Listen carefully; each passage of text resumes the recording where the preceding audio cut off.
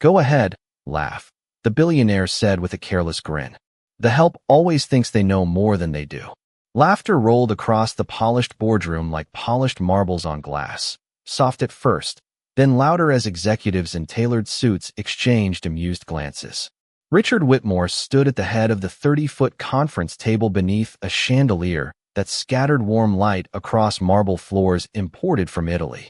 His custom navy suit fit with effortless precision, his silver cufflinks catching every flicker of light as if the room itself had been designed to admire him. Outside the floor-to-ceiling windows, the Manhattan skyline shimmered beneath a clear autumn morning, the Hudson reflecting ribbons of gold from the rising sun. Inside Whitmore Capital's executive headquarters, every seat was filled. Attorneys reviewed thick contracts. Financial analysts adjusted charts glowing across the enormous LED display.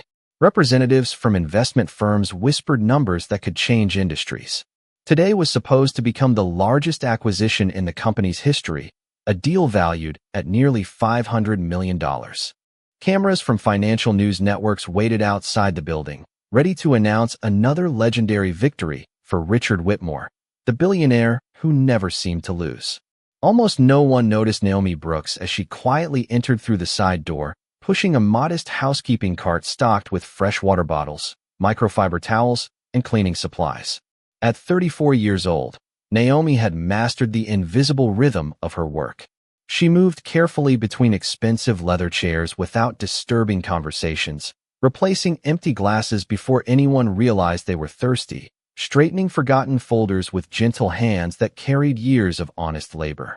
Her gray housekeeping uniform blended into the muted colors of the room so completely that most executives never looked directly at her face. To them, she was simply part of the furniture, another quiet detail in a building designed to serve powerful people. Richard barely glanced toward her as she approached the refreshment station. "Careful with those bottles," he said loudly enough for everyone to hear. "One spill costs more than your monthly paycheck." A few people chuckled politely. Others laughed harder, eager to mirror the billionaire's humor. Naomi paused only long enough to place another glass bottle onto the polished counter. Her expression never changed. Years of quiet dignity had taught her that silence often carried more strength than anger. She simply nodded once and continued arranging the refreshments with steady hands. Richard smirked at the reaction he had created. "See," he continued, "that's why successful people stay in the boardroom and everyone else stays behind the cart." The laughter returned, filling the room with the comfortable confidence of people who believed status defined intelligence. Naomi reached toward the final bottle on her cart, but something caught the corner of her eye. Reflected across the bottle's smooth surface, the giant presentation screen displayed a spreadsheet that flashed for only a fraction of a second before changing to another slide. Most people never noticed it. They were watching Richard. Naomi was watching the numbers. Her hand stopped in midair. Her heartbeat slowed instead of quickening. Buried among hundreds of ordinary transactions was one transfer code she recognized instantly, not because of its size, but because of the pattern hidden behind it. A pattern that should never have existed inside a legitimate acquisition. Around her, the boardroom continued buzzing with confident conversation, completely unaware that the quiet housekeeper standing beside the water station had just seen the first crack in what everyone believed was a flawless $500 million deal. Naomi Brooks did not move for several long seconds. Around her, polished shoes crossed thick gray carpet. Expensive watches caught the morning light, and conversations drifted effortlessly between projected earnings and shareholder confidence. But none of those sounds reached her anymore. Her attention remained fixed on the sequence of numbers she had glimpsed for barely a heartbeat before the presentation advanced to another chart. Most people saw columns of revenue. Naomi saw a fingerprint. It was the same unusual routing structure she had studied years earlier inside a financial fraud case during one unforgettable semester before her life changed forever. Very few people knew that before she ever pushed a housekeeping cart through the marble halls of Whitmore Capital, she had been an accounting student at Columbia University. Numbers had always spoken to her more clearly than people did. While classmates memorized formulas, Naomi searched for patterns, believing every balance sheet carried a story hidden beneath the ink. Her professors often joked that she noticed mistakes computers ignored. Then everything changed when her mother, Evelyn Brooks, was diagnosed with early-onset Alzheimer's disease. Medical appointments replaced lectures. Hospital waiting rooms replaced libraries. Tuition bills became impossible to justify beside prescription costs, physical therapy, and home care. Naomi quietly withdrew during her junior year, promising herself she would return one day. That day never came. Instead, she accepted the first stable job she could find, cleaning offices after business hours before eventually earning a full-time position inside Whitmore Capital. The paycheck was modest, but it covered rent for their small apartment in Queens, groceries, and the medications that helped her mother recognize her on the better days. Naomi never complained. Every morning before sunrise, she prepared breakfast, labeled medicine bottles with large handwritten notes, and kissed her mother on the forehead before catching the subway into Manhattan. She had learned that dignity was not measured by titles, but by responsibility carried without bitterness. Even now, surrounded by executives who barely noticed her existence, she carried herself with quiet confidence. The conference room gradually settled as attorneys distributed revised contracts across the table. Richard Whitmore accepted another cup of coffee without looking at the person who placed it beside him. Naomi gently stepped backward toward her card, but her eyes drifted once more to the enormous display. The suspicious transaction was gone, replaced by colorful growth projections and confident forecasts. Anyone else would have dismissed the moment as imagination. Naomi could not. Patterns did not appear by accident, especially not patterns designed to disappear. She remembered something her late father used to tell her before every math competition when she was a little girl. Her father, Marcus Brooks, had spent nearly 25 years as a forensic accountant investigating corporate fraud before retiring. He often spread financial reports across their old kitchen table and smiled whenever Naomi solved puzzles hidden inside endless columns of figures. "Money always leaves footprints," he would say. "The people creating the lie become obsessed with hiding the dollars, but they forget someone can still follow the trail." Those words echoed inside her mind now as naturally as breathing. Across the room, another slide appeared showing the acquisition timeline. Executives nodded with complete confidence while cameras outside waited to celebrate another historic victory. Naomi slowly wrapped both hands around the handle of her housekeeping card, forcing herself to breathe evenly. Somewhere beneath the polished presentations, rehearsed speeches, and smiling faces, something did not belong. She could feel it with the same certainty that had once earned perfect grades before life demanded different sacrifices. The only question left was whether anyone inside this magnificent room would be willing to listen before it was too late. Richard Whitmore stood before the towering windows with the quiet confidence of a man who believed the world naturally leaned in his direction. 58 years old, silver-haired, disciplined, and impossibly wealthy, he had built Whitmore Capital into one of the most respected investment firms in the country. Financial magazines celebrated his instincts. Business schools analyzed his decisions. Television anchors called him the man who could recognize opportunity before anyone else even noticed it existed. Employees admired him from a distance. Investors trusted him without hesitation. To most people, Richard Whitmore represented success itself. Yet the same certainty that had earned him billions had slowly hardened into something else. He no longer questioned his own judgment because very few people ever dared to challenge it, especially not those whose names appeared far below his on the company directory. Around the conference table sat senior attorneys from New York, accountants flown in from Chicago, corporate strategists from Boston, and representatives from one of the largest private equity firms in California. Every presentation had been rehearsed for weeks. Every contract had passed through multiple legal reviews. Every projected number on the massive display had been approved by teams of experienced analysts. Confidence filled the room so completely that it almost became another piece of furniture. Richard smiled as the lead financial officer, Daniel Mercer, stepped forward to begin the final presentation. Daniel had worked beside Richard for nearly 20 years. Calm, polished, and remarkably persuasive, he had earned a reputation for flawless execution. Richard trusted him more than almost anyone else inside the company. If Daniel approved the acquisition, Richard considered the matter settled. Daniel clicked his presentation remote, and colorful charts filled the enormous screen. Revenue projections climbed steadily upward. Market expansion maps glowed in shades of blue and gold. Profit estimates drew approving nods from every corner of the room. Every slide reinforced the same conclusion. The acquisition would transform Whitmore Capital into an even greater financial powerhouse. Quiet applause followed each milestone as though the outcome had already become history. Richard folded his hands comfortably across the conference table. This was exactly how he expected the morning to unfold. Outside, reporters waited behind polished glass doors. Shareholders refreshed financial news websites anticipating the announcement. Employees throughout the building whispered excitedly about potential bonuses and promotions once the transaction closed. Inside the executive suite, optimism spread with remarkable ease because everyone believed they were watching excellence at work.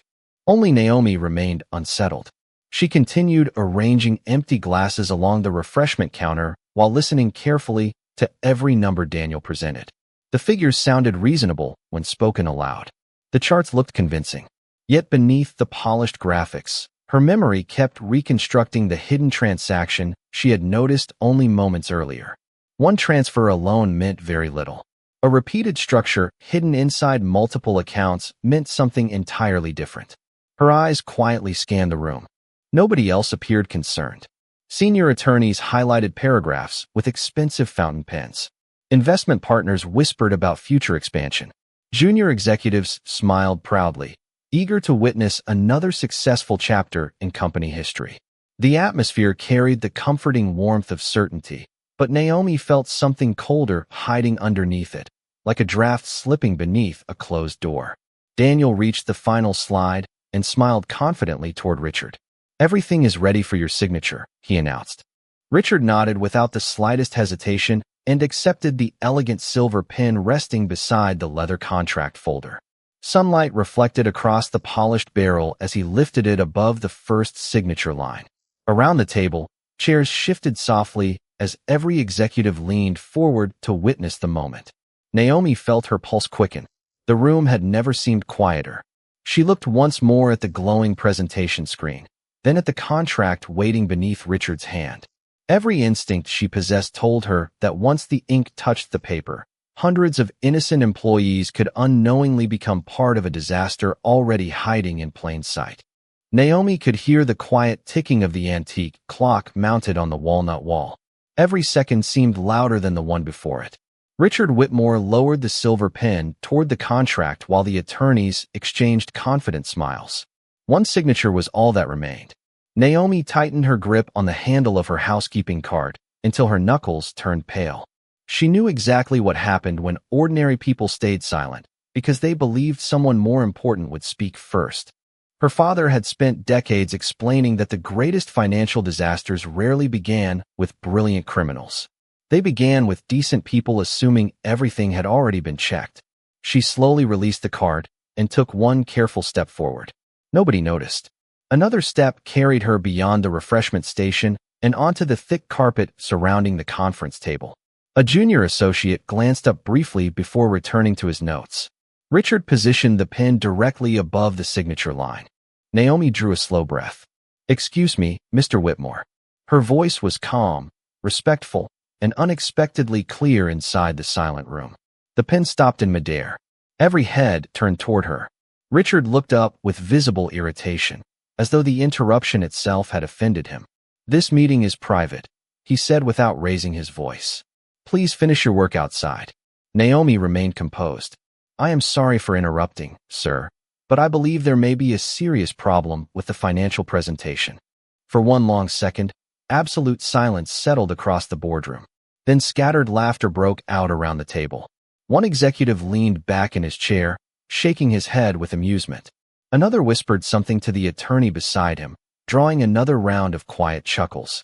Daniel Mercer folded his hands comfortably and smiled with polite disbelief. Richard sighed and placed the pen on the table. "A problem?" he repeated. "With a presentation prepared by one of the best financial teams in the country?" Naomi nodded gently. "Yes, sir." Richard stood and slowly walked around the conference table until he faced her directly. Although he towered over her, Naomi never lowered her eyes. "Miss Brooks," he said, reading her name from the identification badge clipped neatly to her uniform. Your responsibility is keeping this room clean. The people sitting at this table have spent months analyzing this acquisition. He gestured toward the executives surrounding him. These men and women have advanced degrees, decades of experience, and careers built on understanding numbers. Do you honestly expect me to believe that my housekeeper discovered something they all missed while replacing water bottles? More laughter echoed through the room. Naomi waited until it faded before speaking again. I am not asking you to believe me, sir. I am asking you to verify one transaction before you sign. Richard folded his arms. Which transaction? Naomi turned toward the enormous presentation screen. There is a routing sequence connected to one of the holding companies. It appears normal by itself, but the pattern repeats through several subsidiaries. If you trace the sequence instead of reviewing each account separately, the money appears to circle back through shell entities before leaving the ledger entirely. The amusement around the room weakened. Several executives instinctively glanced toward Daniel Mercer. Daniel immediately smiled and answered with practiced confidence. That is simply how the acquisition structure was organized for tax efficiency. Naomi gently shook her head. No, sir. Tax efficiency does not require identical routing signatures across unrelated holding companies. Someone designed those transfers to disappear when reviewed individually. Richard looked at her for another moment before letting out a short laugh. Enough. His voice became firmer. Return to your duties before you embarrass yourself any further. Naomi remained exactly where she stood. Sir, she said quietly, if I am wrong, you lose 5 minutes. If I am right, you may save your company from signing the most expensive mistake of your career. Richard Whitmore's expression hardened as the last trace of amusement disappeared from his face. The room, which only moments earlier had been filled with quiet laughter, now settled into an uneasy silence. He looked directly at Naomi as though trying to decide whether she was simply confused or intentionally disrupting the most important meeting of the year. You have crossed a line, he said, his voice calm enough to carry even greater weight. This company functions because people understand their responsibilities. Yours does not include questioning financial decisions made by my executive team. Naomi remained perfectly still. I understand, sir, she answered respectfully. But responsibility also means speaking when something does not look right. Richard exhaled slowly and glanced toward the security officer standing outside the glass conference room doors. A subtle wave of his hand was enough. The officer immediately opened the door and stepped inside. Several executives leaned back with satisfied expressions, convinced the uncomfortable interruption was finally coming to an end.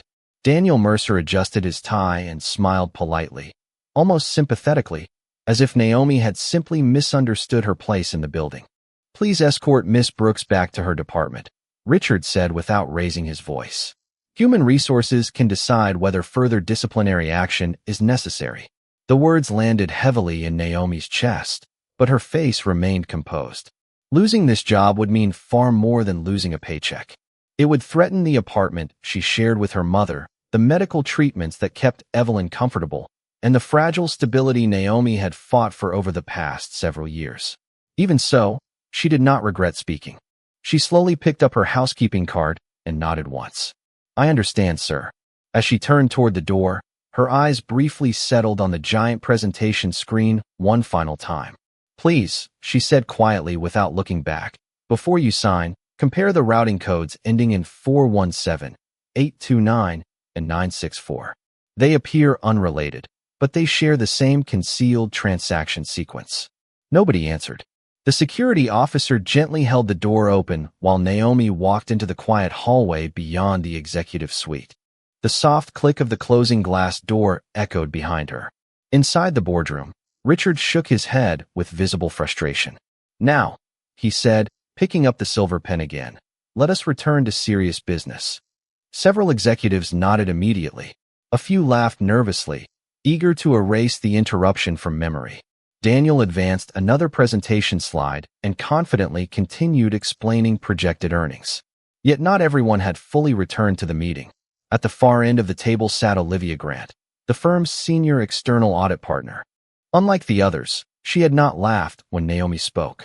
Throughout her 28-year career, Olivia had learned that confidence and accuracy were rarely the same thing. She quietly opened the digital workbook on her laptop and typed the 3 routing numbers Naomi had mentioned. It would take less than 2 minutes to verify whether the housekeeper had misunderstood the data. She expected to prove Naomi mistaken and move on. Instead, the search returned an unusual result. Olivia frowned slightly and adjusted her glasses. The routing numbers did not belong to separate transactions, as the presentation suggested. They intersected through an identical intermediary account that had never appeared in the official acquisition summary. She clicked deeper into the records. Another hidden connection appeared. Then another. Her heartbeat slowed. She checked the timestamps. Every transfer had been carefully spaced weeks apart, making them almost impossible to recognize without tracing the complete sequence. Olivia looked up toward Daniel Mercer, who continued speaking with flawless confidence. Then she looked at Richard, whose pen hovered only inches above the contract. "Mr. Whitmore," Olivia said, her steady voice cutting cleanly through the room. "Before you sign anything, I need 5 minutes. There is something in these financial records that I cannot immediately explain." Naomi slowly pushed her housekeeping cart down the quiet executive hallway, the soft wheels rolling across polished stone with barely a sound. The energy of the boardroom faded behind the heavy glass doors, replaced by the gentle hum of air conditioning and the distant ringing of elevators carrying employees between floors. Warm afternoon sunlight streamed through the tall windows lining the corridor, stretching long golden reflections across the marble floor until they reached the worn edges of her sensible black shoes. She stopped beside a window overlooking Midtown Manhattan. Yellow taxis drifted through the streets far below like tiny pieces on a moving chessboard. Office workers hurried along crowded sidewalks without realizing that inside the building above them, hundreds of millions of dollars hung on the edge of a single decision. Naomi rested both hands on the handle of her cart and closed her eyes for only a moment. She knew what would probably happen next. Human Resources would receive a call. Her identification badge would be deactivated before the end of the day. Someone else would collect the locker she had carefully organized over the past 6 years. Her mother's medications were due to be refilled in 3 days. Rent was scheduled to be withdrawn from her checking account on Friday morning. None of those realities frightened her as much as the possibility that she had stayed silent when innocent people could have been hurt. She reached into the pocket of her gray uniform and pulled out a small photograph that had become soft around the edges after years of being carried everywhere. It showed her standing beside her parents outside her high school graduation.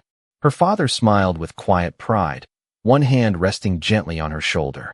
Her mother laughed at something outside the frame, her eyes bright with the joy that illness would later begin to steal away. Naomi traced the edge of the photograph with her thumb before carefully returning it to her pocket. She could almost hear her father's steady voice again. Character is revealed when telling the truth costs you something. The memory settled her breathing. She picked up a folded microfiber cloth and absent-mindedly polished a brass handrail that already gleamed beneath the sunlight. Cleaning had become almost like prayer for her over the years, each careful motion reminding her that small acts of care still mattered even when nobody noticed them. A maintenance employee passed by pushing a supply cart and offered a friendly smile.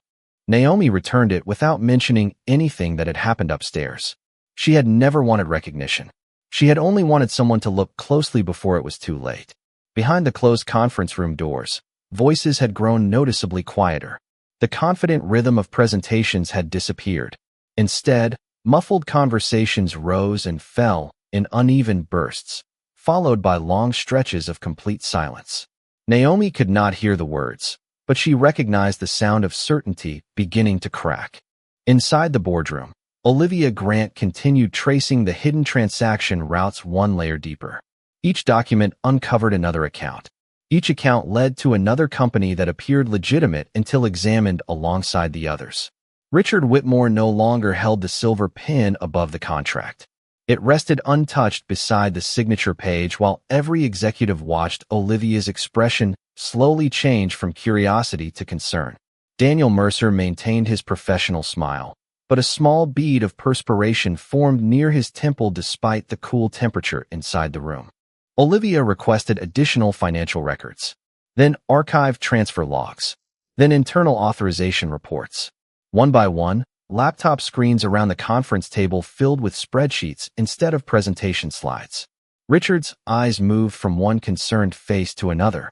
For the first time that morning, nobody was congratulating him. Nobody was laughing.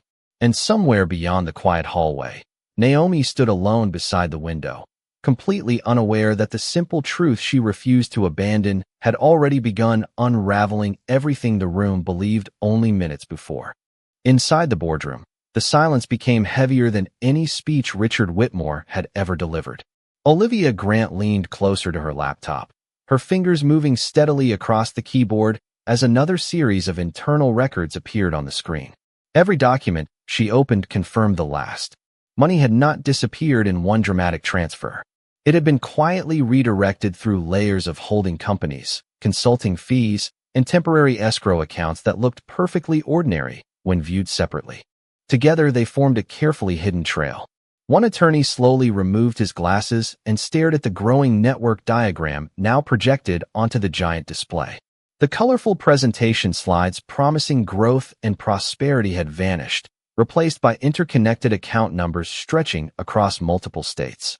Delaware, Nevada, Wyoming, New York. Each line pointed toward another company that existed mostly on paper. Olivia's voice remained calm, but every word carried unmistakable weight. This is not a reporting error. Someone intentionally structured these transactions to avoid ordinary review procedures. Nobody answered. Richard stepped closer to the screen, studying the same routing patterns Naomi had recognized in a single passing glance. The confidence that had defined his entire morning quietly dissolved. "How much?" he finally asked. Olivia clicked one final report before looking directly at him. "The confirmed exposure already exceeds $500 million. If the acquisition had been approved today, Whitmore Capital would have accepted full financial responsibility for these liabilities." A long breath escaped the room almost all at once. Several executives exchanged stunned looks, while legal advisors immediately closed the signature folders that had been prepared for the ceremony. Richard lowered his eyes toward the unsigned contract resting on the polished walnut table. Only minutes separated him from placing his name beneath a transaction that could have devastated the company he had spent 3 decades building. His attention slowly shifted toward Daniel Mercer. The chief financial officer had remained unusually quiet since the investigation began. His polished confidence had faded into careful restraint. Richard noticed details he had overlooked earlier that morning. Daniel no longer volunteered explanations. He no longer smiled. His hands remained folded so tightly that the knuckles had turned pale. Olivia opened one final authorization log. The room watched as a list of executive approvals appeared on the display. Every concealed transfer shared one common authorization credential: Daniel Mercer's executive identification. Nobody spoke.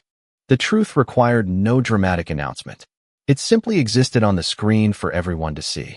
Daniel swallowed slowly before attempting to answer. "There has to be some mistake. Someone may have accessed my credentials." Olivia calmly shook her head.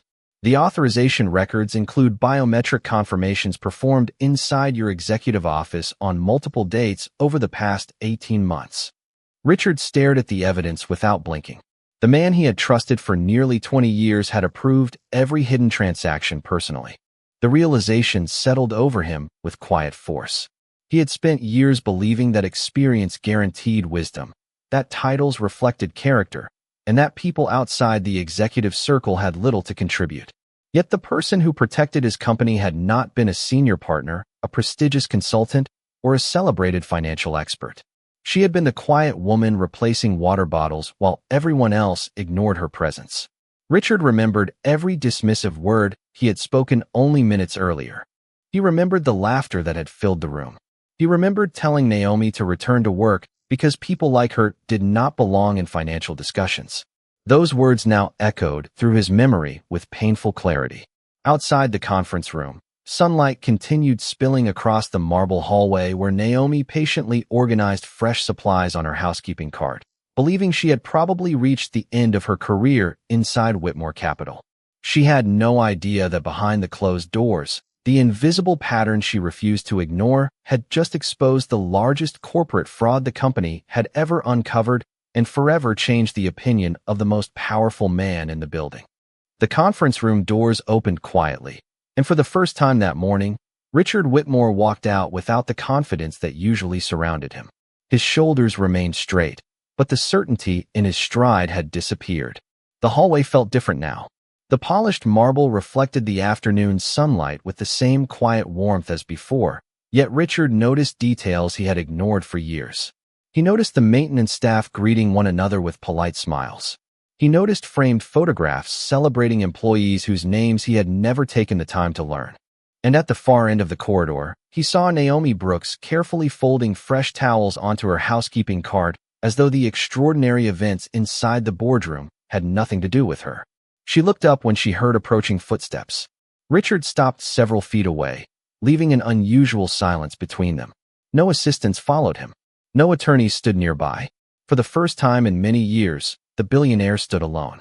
Naomi waited respectfully, without speaking first. Richard looked at the identification badge clipped neatly to her uniform before finally meeting her eyes. "Miss Brooks," he said quietly, "I owe you an apology." The word surprised even him. Throughout his career, he had negotiated billion-dollar agreements, addressed international conferences, and persuaded powerful investors.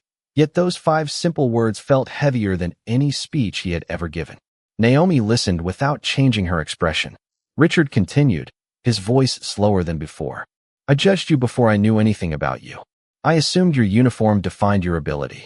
I dismissed your warning because I believed experience only belonged to people sitting around that table." He paused briefly before adding, "I was wrong." The hallway remained still except for the distant sound of an elevator arriving several floors below.